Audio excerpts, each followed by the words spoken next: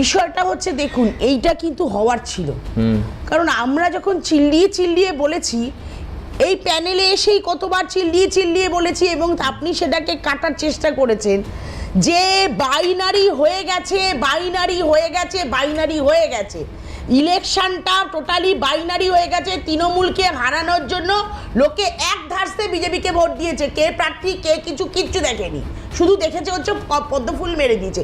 কারণ মানুষের কাছে সাবস্টিটিউট হিসাবে আপনার যেমন দুটো দল মিলে বাইনারি তৈরি করেছে, তেমনি আপনারা সমস্ত media Trinamool versus BJP, BJP versus Trinamool, সেটা আমাদের দোষ, মানে তোমার দলের দোষ নেই।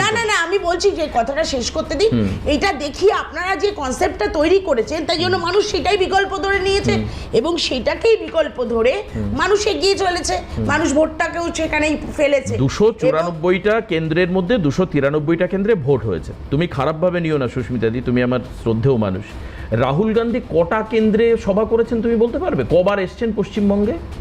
একটু লজ্জা লাগা উচিত। পশ্চিমবঙ্গ প্রদেশ কংগ্রেস যেভাবে মানে হার্ড অ্যান্ড সোল চেষ্টা করেছে, তোমরা গায়ের রক্ত মাথার ঘাম ফেলে কাজ করেছো, কেন্দ্রীয় নেতৃত্ব, তোমাদের তো দিল্লিতে কিছু লিডার থাকেন আমি যা জানি, তারা কবার এসছেন পশ্চিমবঙ্গে, কটা কেন্দ্রে মিট করেছেন, কটা কেন্দ্রে তারা প্রচার করেছেন? তোমার জন্য প্রচার করতে এসছেন কে তুমি বলো? তুমি তো প্রার্থী ছিলে, এবার তোমার জন্য কোন সেন্ট্রাল লিডার এসছে তোমার বিধানসভা এলাকায়? ব্যাপারটা হচ্ছে বলো আগে, সেটা বলো না। ব্যাপারটা আমরা দেখাই না, মিডিয়া খারাপ, আমি খারাপ, আমি তোমার কথা আটকে দিয়েছি না। এইবার কথাটা হচ্ছে আমি যেই কথাটা ছিলাম আমি সেই কথাটাই জানি। কথাটা হচ্ছে যে দেখুন সেই জায়গায় দাঁড়িয়ে এই জিনিসগুলো আমাদের এক এক করে বেরোবে তা আমাদের জানা। তার কারণ আজকে একের পর এক জেলে ঢুকছে। আমরা দেখেছি ইট চুরি, বালি চুরি, পাথর চুরি। মানে তোমার মনে হচ্ছে এটা অবৈধ রোজগার? অসম্ভব, এটা কোনো বৈধ রোজগার থেকে এই রকম বাড়ি হতে পারে না। আপনি তো তাও ওর ভিতরে চিড়িয়াখানা দেখালেন না। চিড়িয়াখানা পাখি, ম্যাকাও পাখি আছে, যে পাখি এক একটা পাখির দাম 2.5 লক্ষ টাকা। 2.5 লক্ষ টাকা, 2.5 লক্ষ টাকা ম্যাকাও পাখি। আর বাকিগুলো সব এই যে ছবি দেখাচ্ছি, হ্যাঁ ম্যাকাও পাখির আমি দেখেছি এবং ম্যাকাও পাখি কাকাতুয়া আছে, তো অরিজিনাল এখানে দেখাচ্ছে। একটু বড় করে দেখাই। এবং সেখানে ওই চিড়িয়াখানায় ওই এক একজন মানে চিড়িয়াখানার এই পাখির এক একটা পিস হচ্ছে প্রায় 2 থেকে 2.5 লক্ষ টাকা। একদম আমি জানি এটা। এবং তার সাথে চলো একটা বিরতি নিই, বিরতির পর ফিরে এসে সাখাওয়াত সরকার আমাদের সঙ্গে রয়েছেন, সাখারভ সরকার বিজেপি মুখপাত্র, উনি কি বলছেন শুনবো। আমি চেষ্টাও এটা করব যে যদি সম্ভব হয় অভিরূপা হাজরা যে অন স্পট গিয়েছিল ভিজিট করতে এলাকা, যার সম্পাদক বিজেপি মুখপাত্র সাখারভ সরকার রয়েছেন, আপনার কাছে যাব। দিলীপ মণ্ডল আপনার বারবার করে অবৈধ ইনকাম, রোজগার, চুরি, পাচার, তোলাবাজি, কাটমানি, এই কথাগুলো বারবার করে বলেছেন। আমি আবারও বলছি যে এই দিলীপ মণ্ডলের রোজগারটা কি সেটা আমরা জানি না, কিন্তু তার যে বাড়ি আপনি দেখছেন সেটা দেখে আপনার কি মনে হচ্ছে?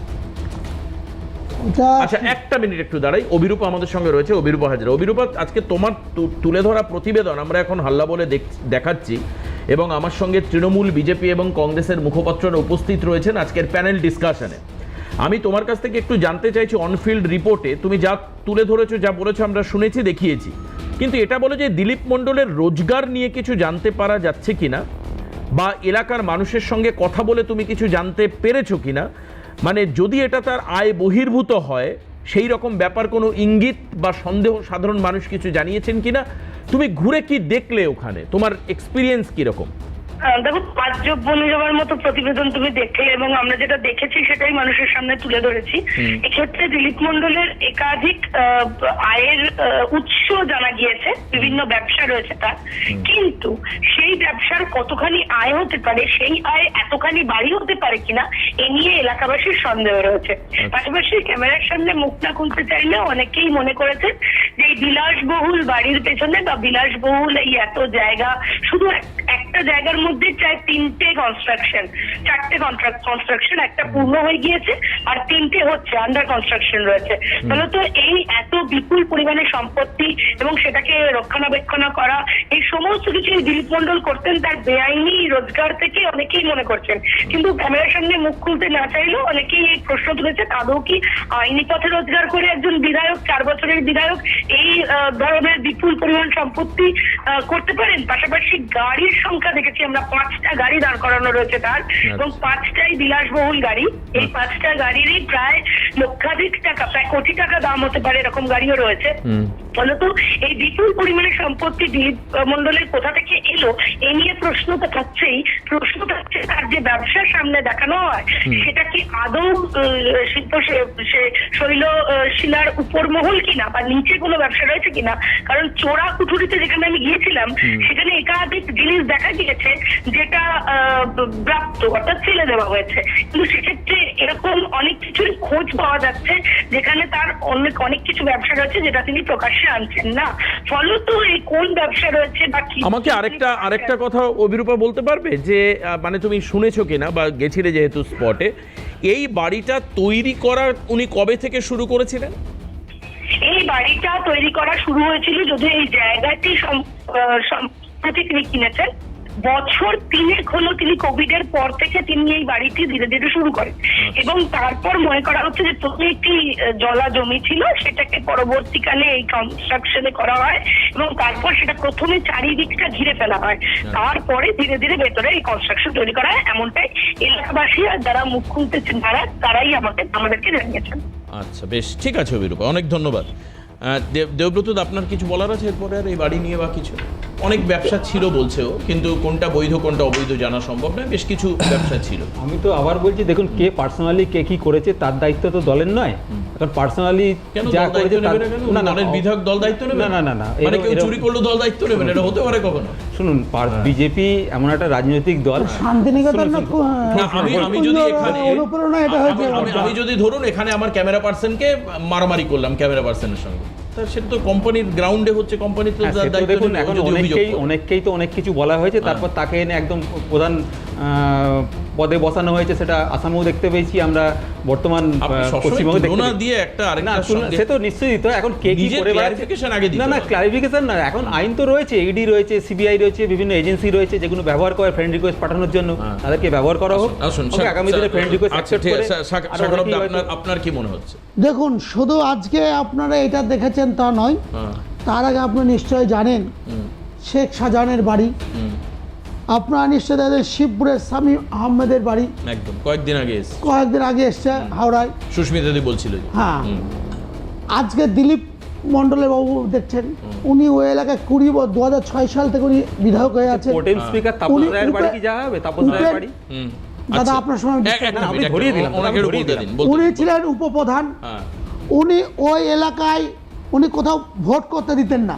আচ্ছা, আপনি মনে হয় শাখারব দা আপনি 188 এটা ভুলে গেলেন মনে হয়। 188 ভবানীপুর একটা বাড়ি আছে, হ্যাঁ, যেমন নামটা শান্তিনিকেতন নাকি? আমি আগে বলে দিচ্ছি ওটা শান্তিনিকেতন, আমি ওইটাই বললাম যে শান্তিনিকেতন অনুপ্রেরণা হয়েছে এখানে, সেটাও একটা দেখবার ব্যাপার আছে। বা আবার আমাদের বোলপুরে যে শান্তিনিকেতন আছে সে অপাকে দেখে আবার অনুপ্রাণিত হয়েছে কিনা, এটা একটা বিষয় আছে।